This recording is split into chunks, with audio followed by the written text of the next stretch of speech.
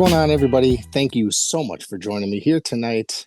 We've got a very special guest and known as Calypso Jim here with me, aka Bobo Brazil Jr. Sir, it's an honor to have you here today. Thank you. It's an honor being here. You got a hold to finally got a hold to me time that I had time.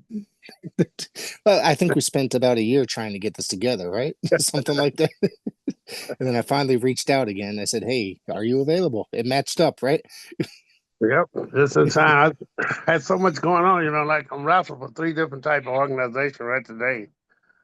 And to one call you say, okay, I got you here. Well, I got your whole year booking. Then the next, I got your whole year booking. I'm going like, okay. Then the third one called me and said, I got your whole year booking. I'm going like, man. But they lucky all the dates fell in like a week apart.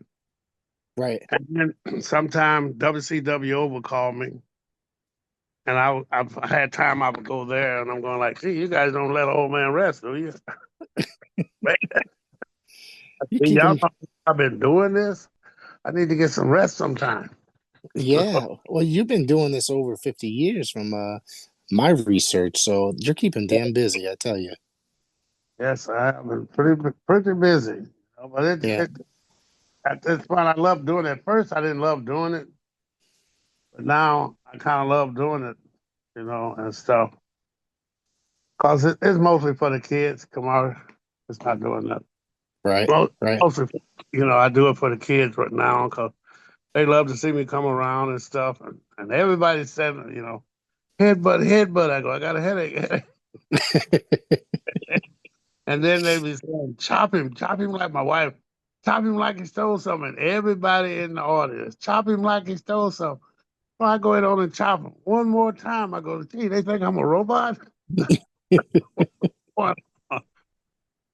It's definitely changed. Sometimes those kids are really active in the scene these days. You know what I mean? They They just love love it. it. Every show I go in, they run to me. Hey, Mr. Bobo, how you doing? How you doing? I said, I'm doing all right.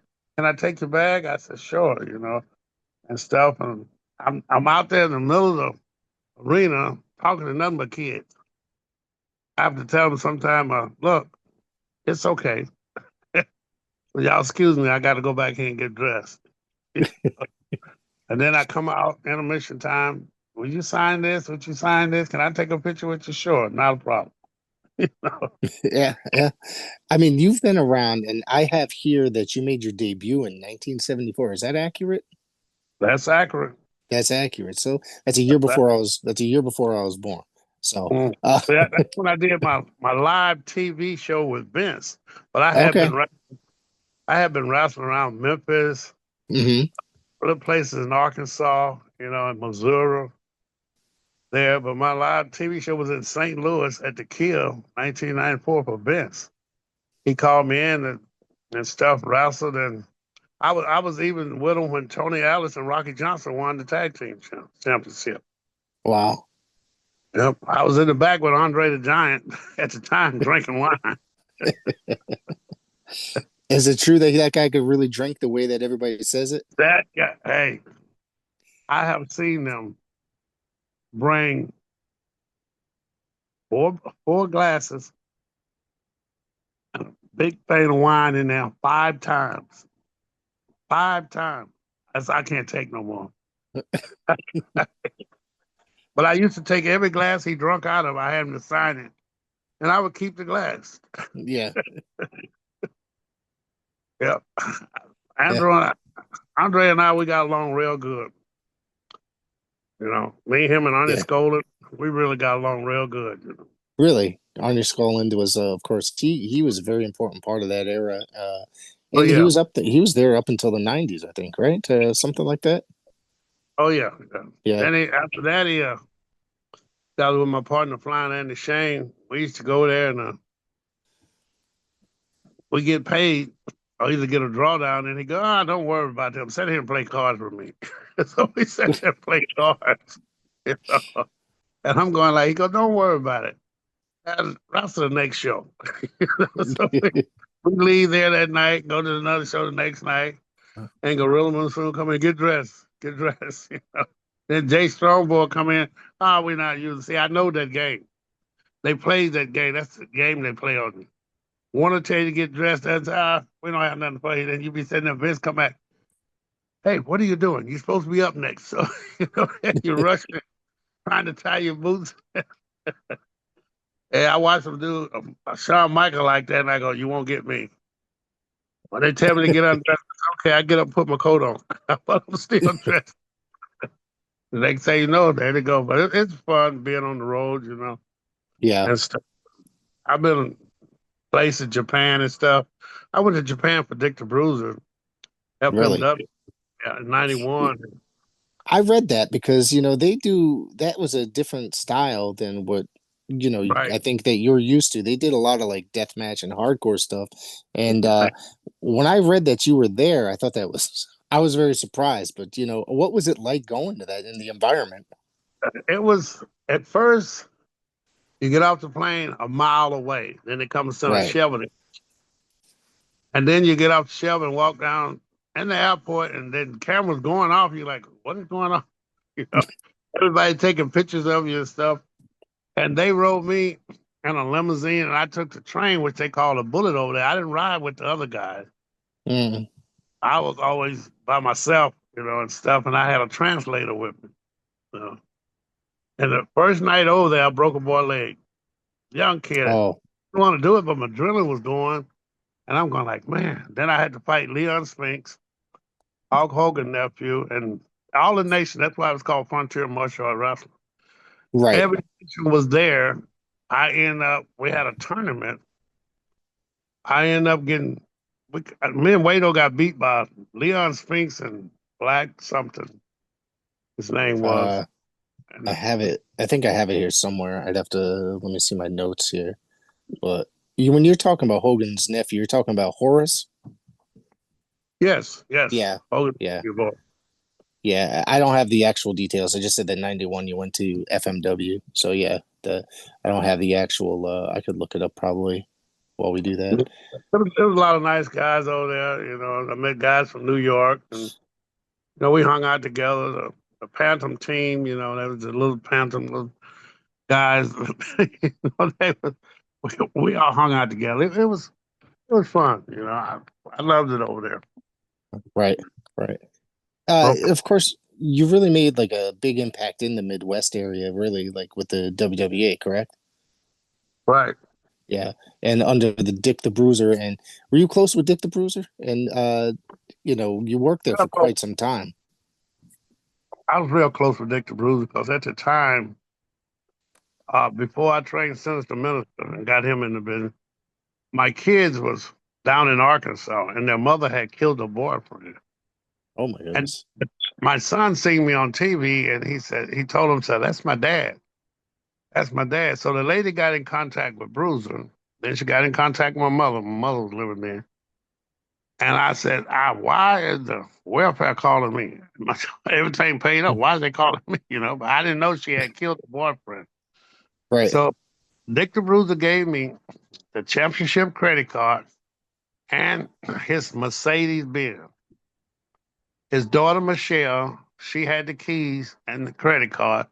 She said, Dad said, get this to you. I said, okay. He told me, him and his wife both, Rio, said, go get your kid. Well, on my way down there, I'm thinking like, okay, I'm gonna sing a person. What I'm gonna do with these kids when I go get them? Right, But right. I went down there and got them. They didn't really. I pulled up at the service station in Dyersburg, Tennessee, and the guy didn't believe a black man be driving in a Mercedes Benz with a championship credit card. So I had to call Bruiser, before he even just give me gas to put in it. I said, hey, it's not stolen. I looked, state trooper pulled up, so I called Bruiser on the phone. He was in Florida. I said, hey, they said I stole his vehicle and his credit card. I said, put him on the phone.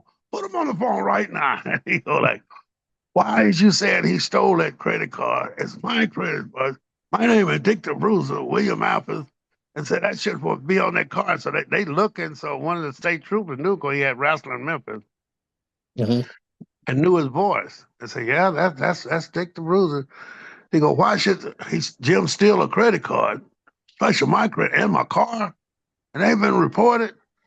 He said, he said, I don't know about you guys. So they gave me gave me the credit card back, and I went on down and through Memphis there and stopped a little while at a restaurant. And I left there and went on down in a little place called Martree, Arkansas.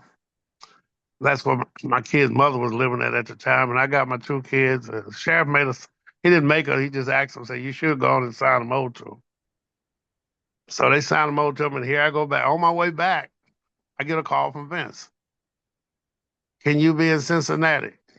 And a week from now, I said, sure, not a problem. I'm still got it in my head. What I'm gonna do with these kids?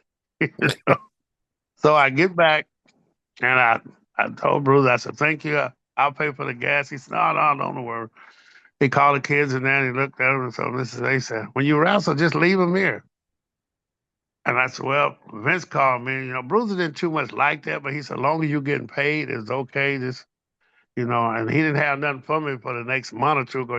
During the summertime, it's kind of like a dry season for WWA. Right. So Vince, and they kept the kids every night to the Rascals. And one thing about it, Bruiser made sure I was making money. He Mm-hmm. did that.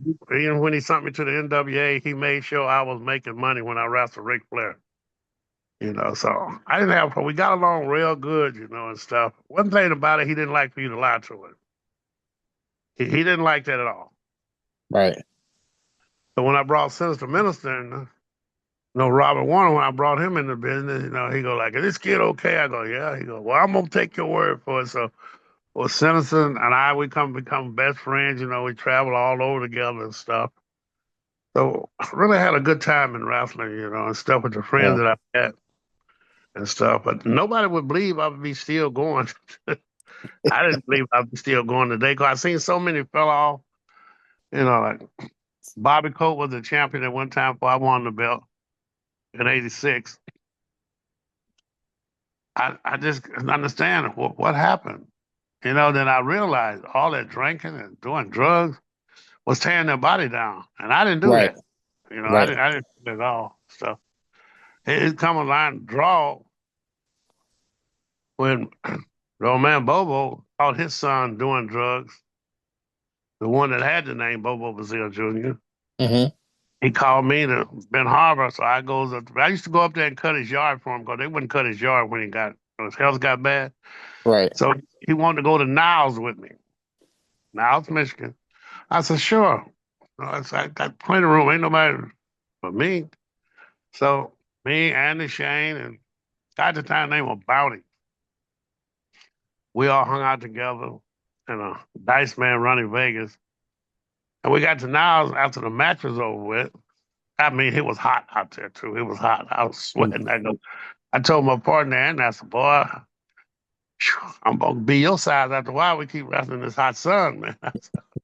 I done got a tan and everything. So on my way to get out the ring, make a long story short, he called me Puppy. He said, hey, Puppy, get back in the ring. I said, what do you want me to get in the ring for? Hot as it is. Shit, I'm trying to get with some air and some cold water. So I get back in the ring and I stand there. He said, ladies and gentlemen, say, you see a young man standing in the ring? Everybody looking up. It was a pretty good crowd out there. Everybody standing there looking at me, clapping and going. I said, what are they clapping for? The guy brought me the paper, the ring. I looked at the paper. I had the copyright of the name Bobo Brazil Jr. He said, from this day forward, he's not Calypso Jim no more. He's Bobo Brazil Jr.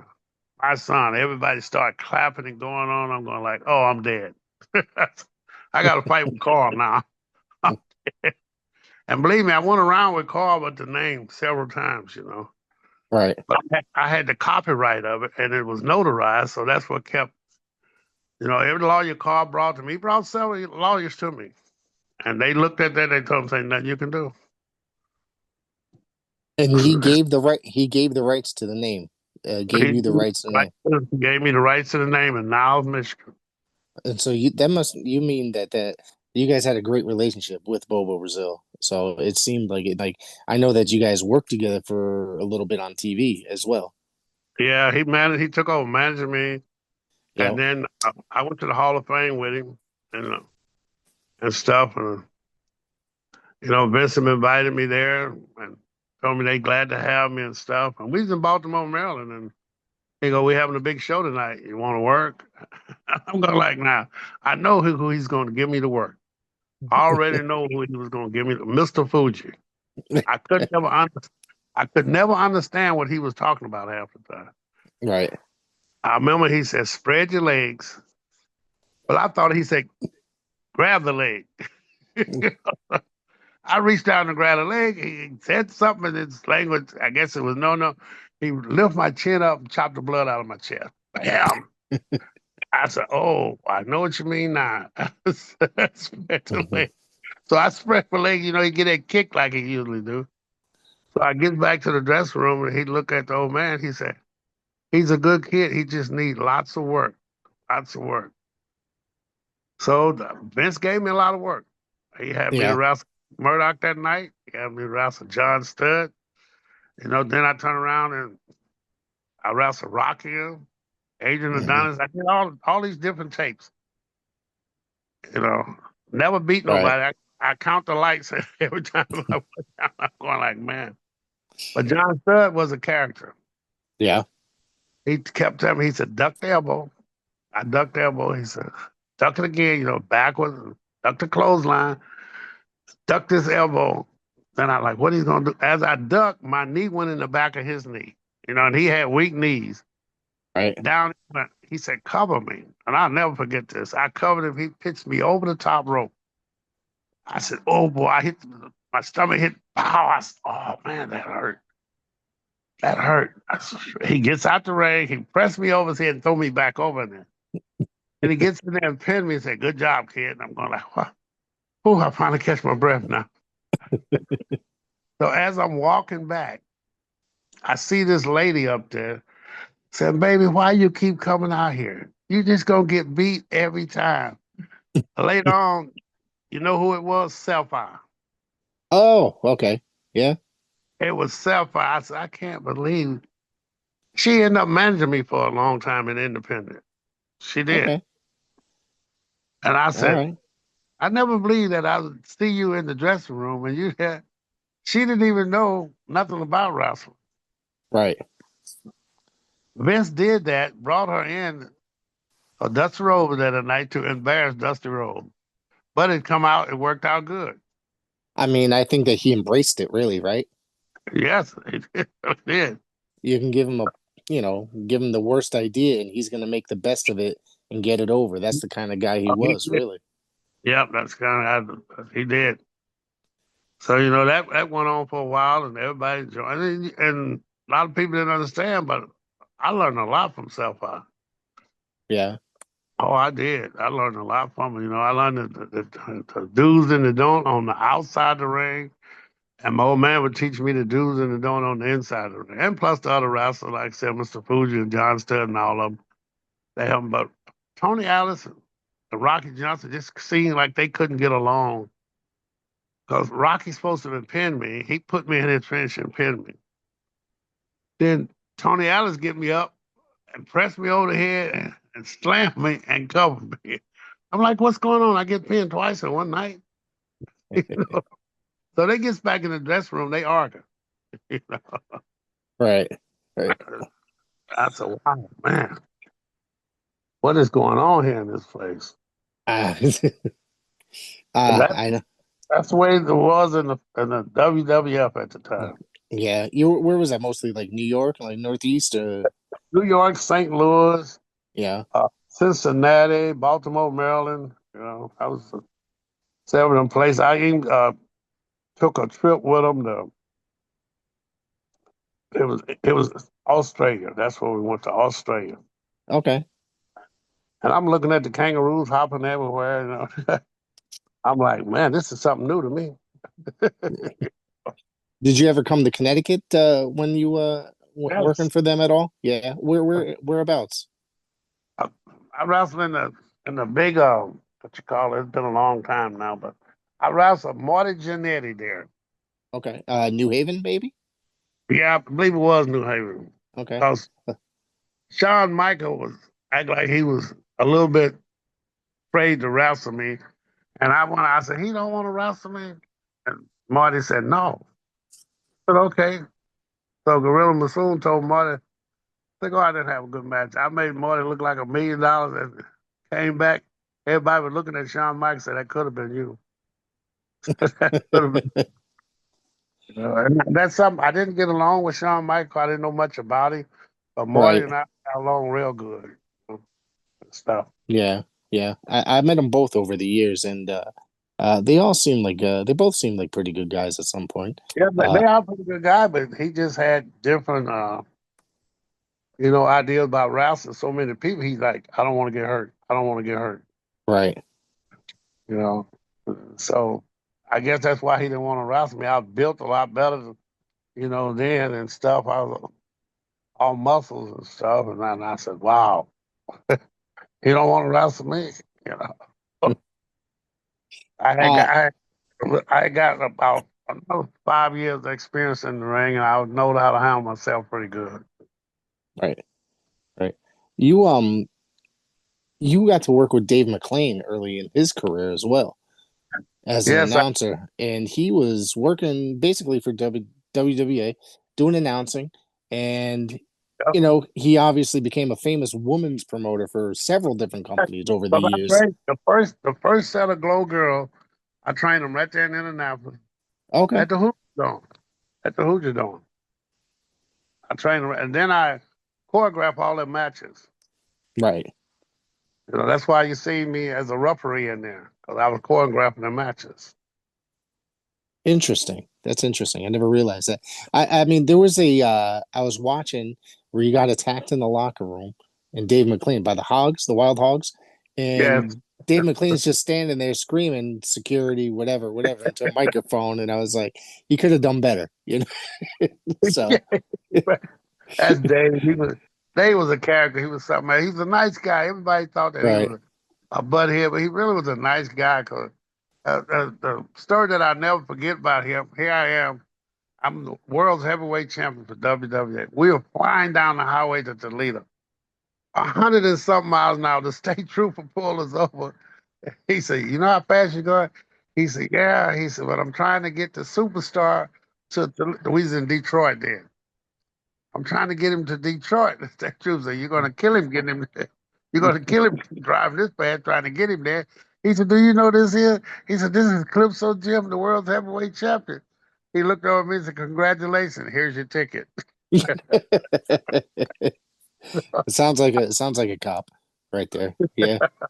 I laughed all the way there. And the next one I had with me and Scott Steiner was traveling together and stuff a Yes, lot.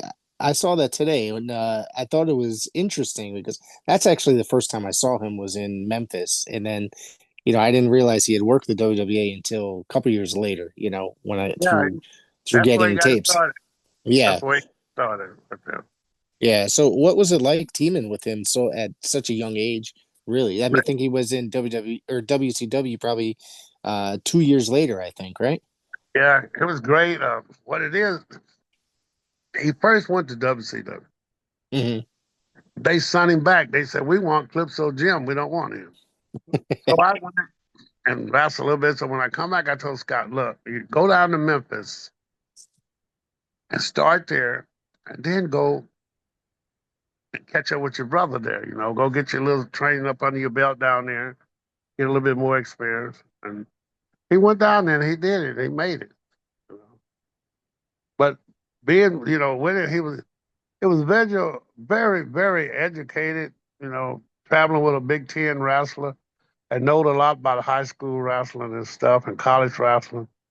And I wrestled when I was in school, but I didn't get a chance to do but a couple of meets and stuff.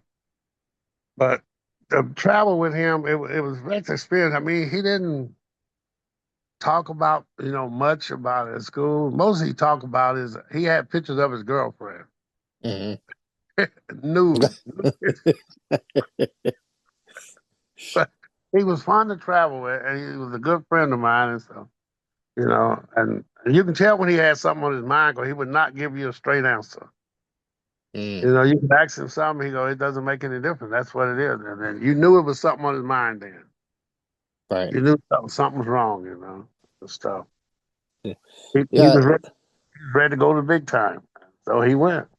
Yeah, and he got there too. I mean, he spent, Oh, whether it, he had all the tools just like I did to make it. But yeah, yeah, he ended up becoming one of the biggest wrestlers in the world, I think in the later 90s, right? The early 2000s as well. yeah, I think in 2004, we got a chance to meet at a show and talk about the old times and stuff, and stuff. They let us tag one more time together and stuff. They say, y'all a great tag team. Yeah, we could have stayed like that, but Right. unfortunately couldn't. Uh One of the things I wanted to ask you about was you tagged with Chris Carter for quite some time. And Oh, yeah. then it turned into Chris turning heel and you teaming up with Scott against Chris and that I don't have in my notes who his partner was. I'm sorry. Dr. Jerry Graham, I believe. Um It was Dr. Jerry Graham and Chris, then it was Bulldog Don Kent, that's right. That's right. Yep. and then it was uh, Muhammad Jihad Saad. Okay. And so I had to fight all of those guys. And then I had to fight Wojo, the great Wojo. We recently lost him a few months ago, right? Yeah, Greg and I, we was real close friends. I'd call him, talk to him and stuff. He always bring up like, hey Jim, you remember we was wrestling? You dumped me on my head. I go, yeah. It came for a shoot there for a minute. Right. Uh, it, Had a legit amateur background as well. oh yeah, he had a good amateur. His amateur time was so good. He went to Japan and came back. They Right. told he thought he was going back, and they said, no, he's too rough. We don't want him back. He's too rough. But Jerry Graham told me that it messed me. I said, wait a minute. When you tell me he went to Japan, they told me it's too rough. I said, he got to be a tough guy then. So I'm Yeah, telling because it's you watch out there, they work very stiff out there. you, yeah, they work very tight, very Yeah, tight. yeah. There was a promo with you and Bobo Brazil that I found very interesting that you're being interviewed by Dr. Jerry Graham. And some of the wording that Mr. Graham used was not exactly, you know, appropriate, I think. It was very Right. kind of racist comments. And I'm sitting Yeah, here watching this. Of course, this was probably 40 some odd years ago. So, and I was just like, it's hard to believe that they, you know, get away with that on TV back then in the yeah, but 80s. But we back then, Rick, we did what it took to put the business over. right. You see, the Yeah. word we used wasn't meant to harm nobody, but that's what we had to do to put the business over. Then later on, Jerry Graham and them cut my hair, and then later on, ripped his clothes off in the ring. Right. See, that's how we brought that big hang up for the Bruiser to come in and tag with me. The reason Bruiser got a chance to tag with me because Senior daughter had passed away, and he wasn't able to come and tag with me. You see, so Hmm. that's how Bruiser got it. If you watch the show, that's how Bruiser coming there against Dr. Jerry Graham and Bulldog Don Kent. Right. And we're at the Sofitel. It wasn't at the Sofitel. It was the one in Detroit, 14 miles of Van Dyke. We sold it out. Premier Center. We sold it out.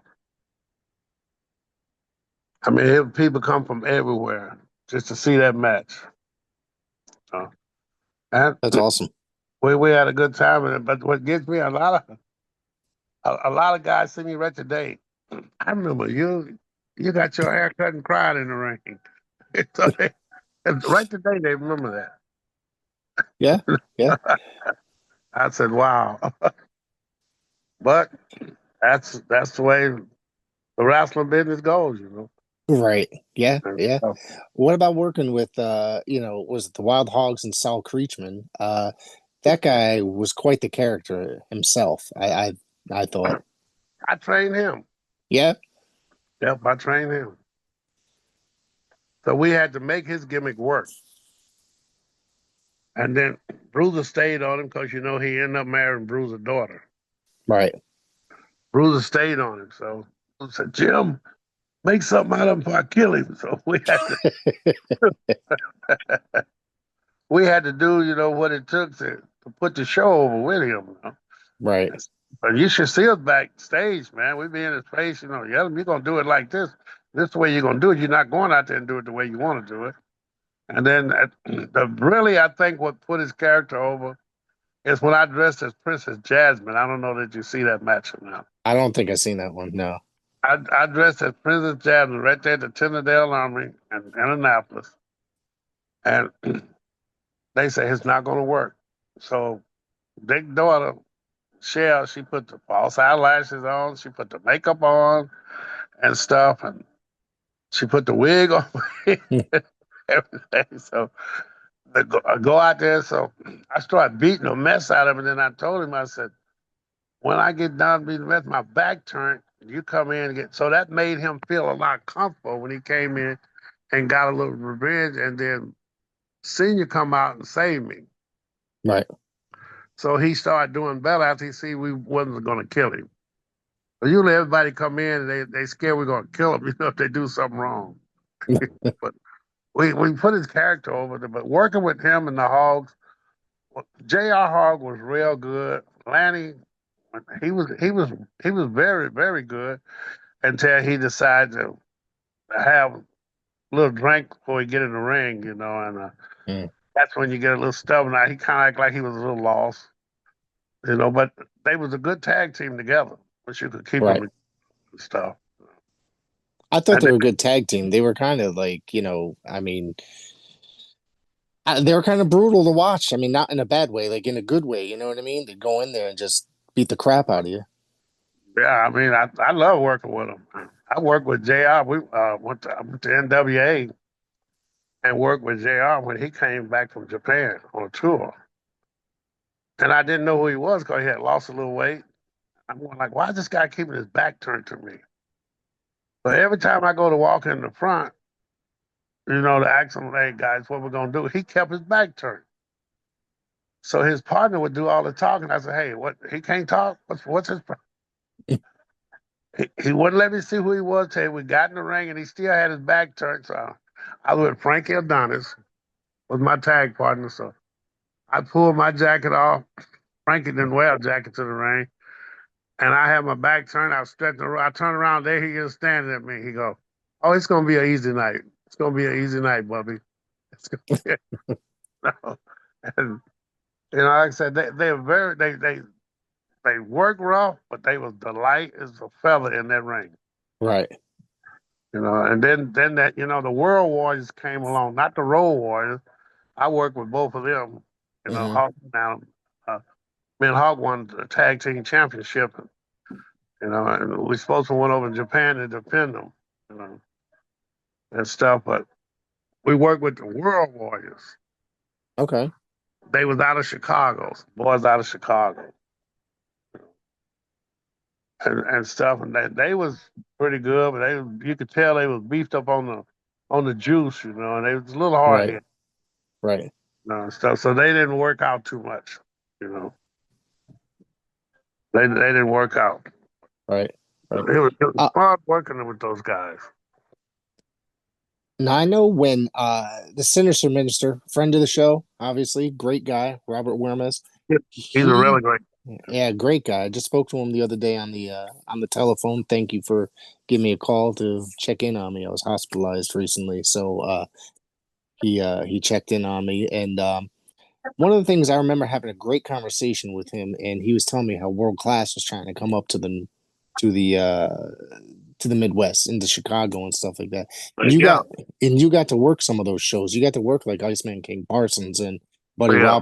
Buddy Roberts for those shows. What was it like working those shows and And getting the experience? Yeah, Buddy Robert would hit you so hard you felt like crying. But he wanted you to lay it back on him. So I laid it back on him. right, Iceman, he was the most difficult character, but if you listen at him, you had a good match. Texas guys worked a lot different the way we did right, and stuff. But I even got a chance to work with Brickhouse Brown and tag once with Calvin, you know. Run Eric and stuff. Right. Got a chance to work with Beauty. He was there, Beauty Garvin, stuff. Oh yeah, yeah, yeah. Terry Garvin, was it that was his real name, right? Terry, yeah. Yeah, Everybody, yeah, yeah, I had a chance to work with him. He's a great worker. yeah. But Iceman Parsons, these days I don't think he could work with none of the guys. He got a son working. But the way the guys work now, I don't think because he was a storyteller Right. in the ring and out the ring. He was a storyteller. We was in Chicago, one part of Illinois, one Chicago, at a Catholic church wrestling. And we did this thing with who was the man. That's how we recognized one another on the phone. If I got on the phone and called, he go, "Who is this?" I said, "Who is the man?" That he called me. I like, "Who is this man?" This boy Simon. He said, "Who is the man?" So we did that at the show. He got me on the outside, bam, bam. Who's the man? Ram my head against the post. Who's the man? So my comeback, I did him the same way. So we really had a good time. Stuff. And That's I worked with the life of Mr. Hughes, stuff. Curtis Hughes. Curtis Curtis Hughes. Hughes. Yep. And we worked for Classic Championship Wrestling out of Marion, Ohio. I was the world's heavyweight champion up there. Okay. And then Tell me about that. I never heard of that. you never heard of that? And it's a guy by the name of Scott Spears on a radio station. Okay. They were running it, and I don't know what they seen in me to make a champion, but I wrestled Butcher the Beef, Chief Alakula Kula. I wrestled all those guys up. Everybody they brought in, I beat them. Tony Ellis and I never did Clyde. We supposed to be Clyde, but we never did. It ended up Thunderbolt Patterson came there and said you shouldn't put them two guys together because they're some of the best wrestlers that it is. So I didn't get a chance to wrestle Tony Ellis. We just traveled together. Each time Classic Championship Wrestling had a show. You Okay. know, it was a great show. I worked with some great talent. Yeah. And It sounds like you worked with everybody back in the day, from that area, even from the NWA. When did you go over to the NWA? Was that for Crockett? I went over for NWA the first time for Crockett in Central, Illinois. I had to work twice at the high school. They went back twice. The last time I went, I wrestled Ric Flair. Okay. One solid hour. Jeez. And then, like I said, the second time I got a chance to work with J.R. Hogg and his tag team partner. But, working with the and then when they came to Toledo, the new owner wanted to see how did I work, what did I do, and how did I do it.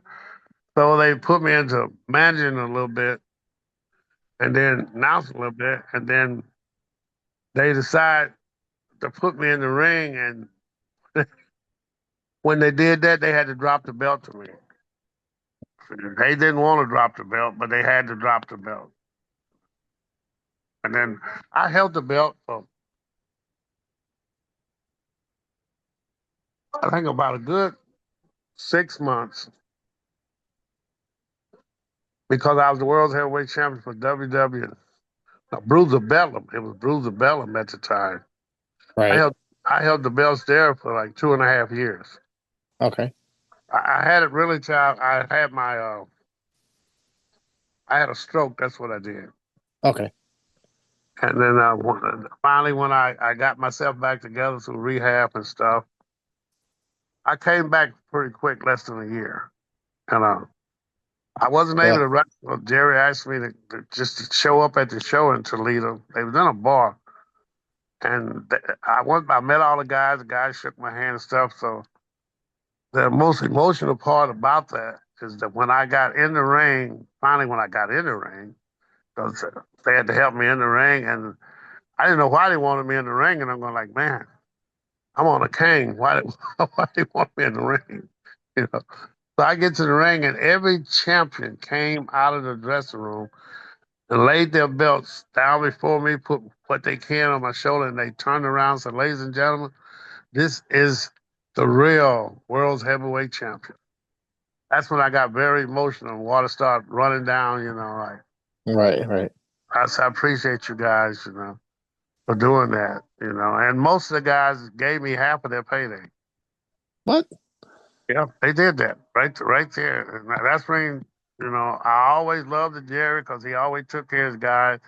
I mean, we got fussed at me and Andy, but we Hmm. got, but that's the way a tag team is. Jerry pushed us to the limit. He really did. Right, right. Me, Andy Shane, Chris Carter, we got pushed to the limit. We did. So I guess that's what made us better wrestlers. Yeah, I mean, I started watching Chris Carter stuff somewhat recently. I've like and him teaming with you in some of his single stuff, and I think that he was quite the exceptional worker. If you ask me, I Uh, thought he was great. he was Chris Carter's great work. Yeah, yeah. Uh, you got a chance in, I don't know, maybe earlier 2000s to wrestle Johnny Stewart for the AWA World Title at that time period. Do you remember this at all? Yeah, I interviewed I think Johnny, I think last I year. think I wrestled him in South Dakota too. Okay. I don't remember where. I gotta find it up here. I got it up here somewhere. But he was, I had a chance to interview him for about, we went on for about an hour, and I thought that he was a very fun interview, and he's always his experiences in the world of professional wrestling were quite fun. Yeah, he was a fun guy. He was, but when he took over part of the NWA. Him and The the uh, AWA, yeah, the the AW, AWA, yeah, him and Dale Gagne, right? yeah, Yeah. yeah. They took over. But Well, I think they ended up they took it over, but then they ended up getting sued by, I think, WWF or WWE later for, I guess they were using the name without permission, even though I guess they claim they own part of it or something like that. But then they ended up having to change the name to, or altering the name of somehow. So yeah, I haven't seen Stewart in a while. I think last time I seen it was me and him and Dice Man was together, okay, and we was in this arena in Chicago, and King Kong Bundy was on the card and stuff, and Dice and I was wrestling. We tore the place up.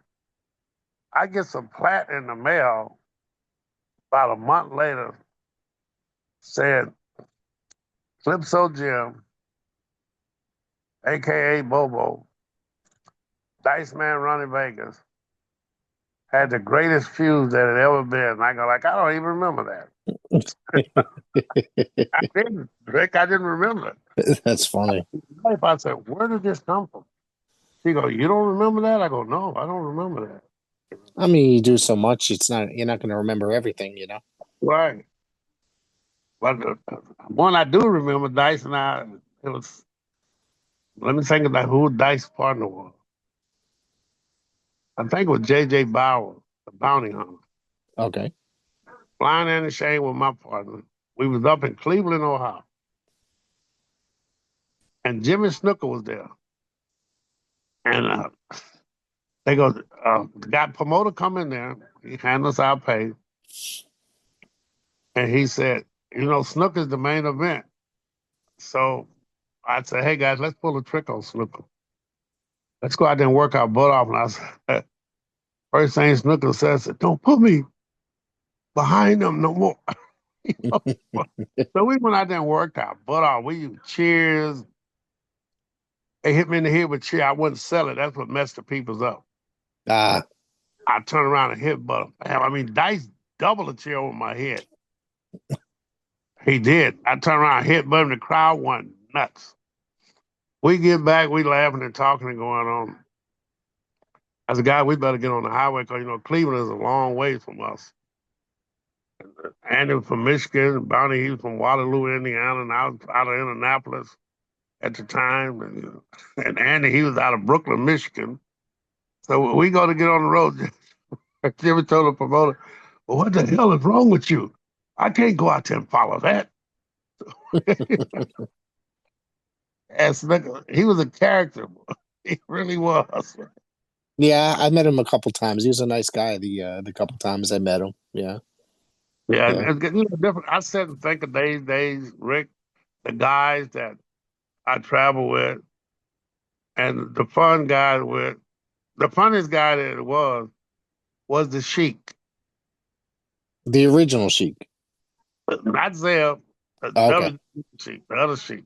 Okay. He was the funniest guy. Was you pick him up at the airport, he want a gimmick.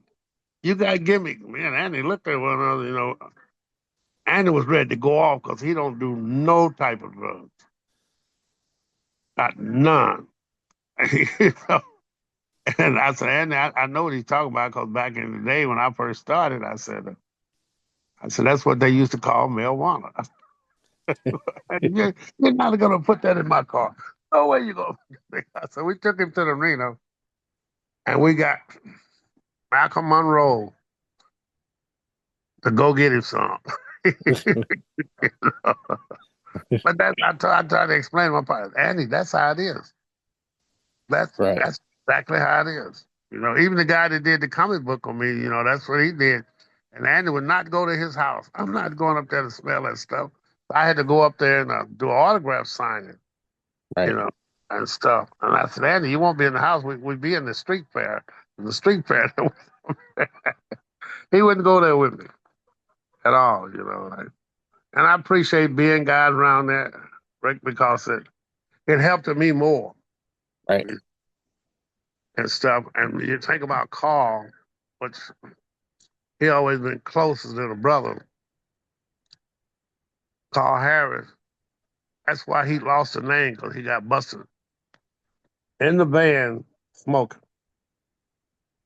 And the old man told me in Kokomo, Indiana, I was leaving out the door and stuff. As the girl there wanted to date me, I said, okay, we're going, let's go. We said, Kokomo, Indiana. That time, I get halfway up the steps. He said, hey, puppy. I said, yes, sir. He said, go back and put your boots back on. The girl looked at me. I looked at the girl. I said, hey, I don't question him. So I go back and put my boots on. And I'm wondering, like, okay, the original Bo Jr. is supposed to be tagging with him. Where is he at? Carlin got mad and went back to Michigan. And I'm wondering what's going on. You know, he never told me. That's one thing you didn't question on me. He never told me. He just said, follow me home. I said, okay. So I stayed all night there. Mama Shorty, she got him cooked and stuff. So I'm figuring somebody going to tell me, you know, but did nobody tell me what wrong. I didn't find out what was going on until about almost a year later.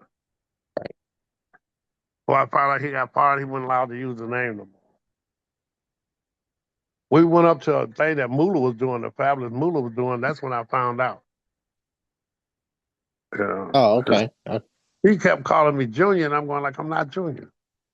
I mean, we wanted, me and him wanted to tag, me and Carl wanted to tag team belts for Moolah.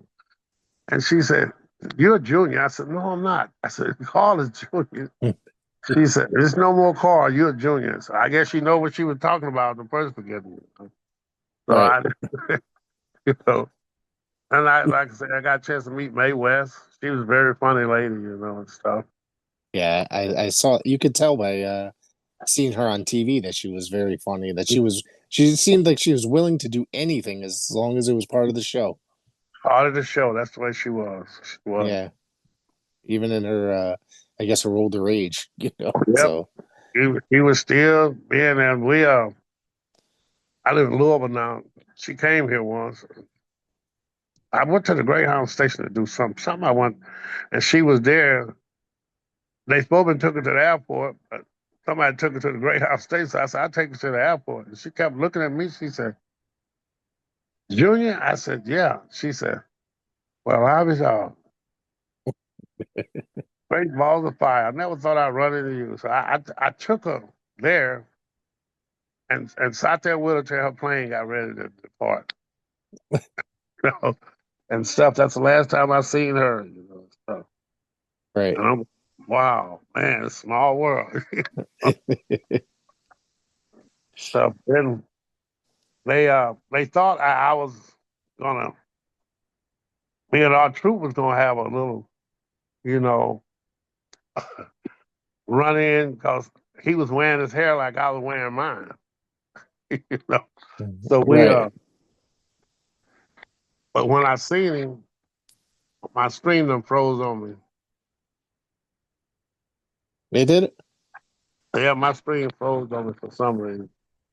You're There fine. we You're working fine on my end. So there you go. It's all back. right. My froze on my end. All right. We was matter of fact we what we was Detroit at the Kill. Joe Louis Arena. When they brought him in, and there I got beads in my hair. Or, I wrestled as Calypso Jim like that. And Vince wanted me to wrestle as Calypso Jim that night. He didn't want me to wrestle as Bobo Brazil Jr. because Senior was on the card. Mm-hmm. And we standing looking at it, and everybody telling, man, he's going, that's his gimmick, man. That's been his gimmick for years, And so I looked at Ron, I said, Ron, how's your mother doing? He said, you know my mother? I said, yes, I know your mother. And stuff. He said, so she's doing all right. So he got up on and said, he said, Mama, some guy here saying he know you. So she said, send me a picture of him. She said, yeah. She said, I know who that is. That's all we said. She said to him, that's all I said to him. I know your mother. She said, I know who that is. He questioned me all that night. How do you know my mother? How do you know my mother? But I had a lot of fun with those guys. The guy that I never got a chance to meet, Who's that? John Cena. He might not get a chance. He's retiring soon, right? I never got a chance to meet him in his young days when he first started. Right. And you were, I met excuse me, I wrestled Triple H. you did. Yeah. He told everybody, just can he work? So I played the mind game on him. I went over that one guy, hey, can this guy work, man? They go, I don't know. I said, "No." So we worked. We had a good match. Stone Cold, I gave him his first match. Diamond Truck Who's Stop on 75. Gave him his very first match. He was on his way to WCW. was that in Texas or no? No, that was right No. there. That was right there at Diamond Truck Stop. What's that, 75? Okay. I gave his very first match for him. That's okay. I thought it was Texas. I could be wrong. All right. Nah. I mean, he was trained in Texas, but how he got over there, I don't know. He was headed Right. to WCW. I guess he went to Detroit and wrestled somebody. Oh, okay. Okay. But we was at the truck stop. He stopped. He said, how can I have a good match with somebody? And Nick Bockwinkel told him, if you find Calypso Jim, you'll have a pretty good match. So Prince Mama Muhammad was there. And Wild Man, they was there. Wild Polynesian Man, they were tagging together. And there was a couple more guys there. I didn't know that much about, but when he come in there, he's asking them all, so they go like, hey, Jim, a guy looking for you. I'm standing there looking at him. And I'm like, well, who is this? He wasn't heavy as he was. He was slim. I said, who is this? So he said, I'm looking to have a good match with somebody. I need to get a video so I can take it with me. He said, who is Calypso Jim? So I turned around. I said, that's me. And I could tell he was real. I want to do this. I want to do that. I want to do that. I said, you ain't doing all that wrestling me. I gave him the match he wanted. It's showing that he could work and he could sell. So I gave him exactly the match he wanted. And as soon as he got to WCW, Dusty Rhodes looked at him and said, you don't know who that is? He said, that's the first time I met him. He said, no, that's Calypso Jim. Now, Calvin couldn't get along, or the Taskmaster, we couldn't get along, Right. at all. 'Cause Sullivan came in there. Captain Sullivan came in there. He tried to bully all the young guys, but it didn't work. Right. I Right. gave Sabu his very first match. As the Lord is my witness, they asked Sabu to beat me over there. Him and the original Sheik, they told him no. So I gave his very first match with nobody wrestled Sabu. We was in Johnstown, Ohio. Nobody would wrestle him. And Zeb asked me, he said, would you go out there and wrestle? I said, sure, I'm not scared of wrestling. I go out there and I go, like, what can you do, kid? He said, whatever you want me to do. I said, I tell you what, if he was living, he'll tell you the same story. I said, if you drop kick me 10 times and don't get down to my mouth, I said, I'll wrestle you. We was out there training. He did it. That guy was so light on his feet, it was a crying shame. He was very like he did it, and it went on. And we was in Jody Hamilton in WCW. Told Sabu, I want you to go out and beat Bo Jr. He said, no. He never beat me. Sabu never beat me. No. Because I said, Jesse, why you don't? He said, no, you gave me my very first match. You like my mentor, man. He said, would nobody even catch me after I wrestle you? So, I mean, we wrestle against one another. I ended up beating his team. Oh, okay. You know, and I'm like, I don't know why, you know. So he finally told me, said, you like a mentor to me. You gave my very first match and when nobody give him. He said, for weeks, he said, Sheik asked me, go out there and wrestle when nobody wrestled. 'Cause he was just starting, he was young, but he was good. He was good. Yeah. You know. And I told him, you'll learn more as you go on, you know, you're going down the road, man. So, you know, like I said, over in Japan, he wouldn't beat me. WCW, he wouldn't beat me with uh Warnshak, Gary Warnshak. I don't know what he run.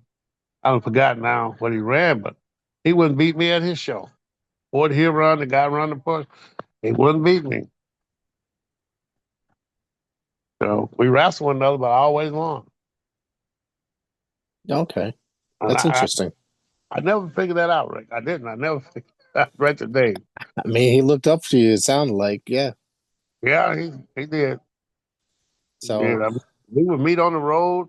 He'd come in there and talk to me, you know, and stuff. But, you know, yeah. when I Uh, won World Class Championship Wrestling there in Marion, Ohio, it was me, him, and two more guys, big guys. And they was big as Sid Vicious. hmm. For the World Championship belt. And I won the World Championship belt. Sabu could have won it, but he didn't win it. He could. Interesting. And And the where guy was this? Where was outside, that? he's in Marion, Ohio. Okay. He's in Marion, Ohio. There. Okay. All right. I got time for one more story. You got anything else interesting that you want to say before I got to get out of here? Yeah, I want to say, you know, at the time, me and Sinister Minister. I always loved that guy, Sinister Minister. Love the guy. Yeah. Yeah. Him and Flying and the Shane was us three when we got together. We the most, I mean, the most popular guy. But me and Sinister, did he tell you about the arm wrestling we did? I think so. I believe so. Yeah. That was the funny thing you don't want to see. I kept from trying to break character because the way we was doing. You know, I had Bob Luce behind me and somebody. He had some guys behind him, and we going, Mhm. and they act like it was a boxing match. You know the way we was doing. Clips almost got it. He almost got it. No, no. And the Senators are coming back. So, no, there go Clipso. Clipso. And then we had the guy now is Bruiser Jr. We had him there. He was at the time he was the Golden Lion Okay. because Bruiser couldn't stand that guy. He couldn't stand it. But I do have one more story before I go off. Sure. Absolutely. The one that I'm gonna tell you, you won't believe. We was in Fort Wayne, Indiana. You know, he was married to Bruiser's daughter too, Who was? Tim Reploga, the Golden Oh, Lion. He was okay. Bruiser Jr. That's how he got the name Bruiser Jr. Okay. Okay. They brought Spike Huber there, her ex-husband, to wrestle. We down at the arena getting paid. That's the reason I always like pay me when I get there because I might have something to do. So we waiting to get paid. Bruiser Jr. is paid. He's got everybody payroll. He's sitting there just talking. While he's sitting there talking, and then this is a true story. Spike Hugh would go and rent a U-Haul and move his whole family. He did that, Rick. Moved his whole family back to Mississippi, Oh man. where he got a business at right today. He's got a business, you know, and stuff. And I'm going like, it's two sides to that story. Right. Maybe Bruiser Jr. wanted to get rid of her. Or she just wanted to go back to her. I mean, we spoke every time we seen one another. Little Spike always would sit and tell me a joke. You know, he go, I got a joke for you. I said, okay. I said, I didn't listen to him. But that was something else. Dr. Jerry Graham was there. We had a guy from TNA there too. But he came to save me, a tall guy. Can't remember his name right now. I was wrestling Andy, flying Andy Shane. But that was a true story that happened. Hmm. You know, I'm going like, wow. That's crazy. That's crazy. Yeah, I mean, you know, and Bruce Jr., Tim Repload is a good guy. He is, Yeah. but I don't think that hurt him too much. But I think he just got used to the kids. But, you Right. know, he ended up getting divorced and moved on in his life, you know. It happens, trust me. I've been there. I've been there too, but it's not like that. Yeah, it's definitely not easy. So, you know, No, yeah. no, it's not. Yeah. But I was enough. The Lord blessed me with one. We've been together, all together, 30 years. Oh, congratulations. That's awesome. We dated for 5 years. We were friends for 5 years. Okay. And the last 20 years, we've been married, been together ever since. That's amazing. That's amazing. I've been with my wife for 11 years now. We dated for a year, then got married, and we have a young guy, a little young kid, and you know, we're just keeping it busy and Yeah, trying to that's keep the our way, life together. that's the way you got to do it, man. But I understand that, you know, wrestling is good, but I had to stop wrestling for a while, you know, and I become a deacon in training, Okay. and then I become an ordained deacon. Congratulations. That's amazing. I recently have found the Lord, if you will. Just giving my life to Christ over the summer. So Oh yeah, I've been doing it ever since '94. Really, that's I went amazing. to church this lady asked before I become a pastor. Hmm. She asked me to come to church. I didn't go to church. I went one New Year's night. So I didn't want to hear all that shooting going on. You know how they shoot the guns on New Year's night. Right. And I've been at that church ever since. I ended up being a minister, an ordained minister, and then I ended up being a pastor. So I go to two churches, one in Huntersburg, Indiana. I preach there. My wife is the minister, and then we preach at our regular church in Indianapolis, Indiana. And I live in Louisville, but I drive there every Sunday. Okay. Every Sunday. Huntersburg is Wow. about 80 miles. On the fourth Sunday, we drive there because that's where my wife preached at there. I have preached in Evansville, Indiana. They invited me to come to Michigan. It's on this side of Detroit where his church is at. It's a big church. Looked like it hold about 4,000 or 5,000 people. Oh wow. Yeah, he asked me to come preach at his church. He's an ex-wrestler. And I told him, I said, yeah, I would. I said, I'll come preach. He said, I see you preaching everywhere. I said, yeah, I'll come preach. I gave my life to the Lord a long time ago, man. But sometimes you get off track when them divorces hit you and stuff. Yeah, and you know, my wife had been trying to get me to church. I didn't go for like 30 years, and I put up a fuss trying when she kept trying to get me to go to church down the road. I finally went, and it changed my life. That was this past July, and I think in August I got baptized. So, Yep, I preach Sunday. yeah, You know, God said it's your time. yeah, And yes. I got a lot of encouraging words from that. A lot of encouraging words. Yeah. Yeah.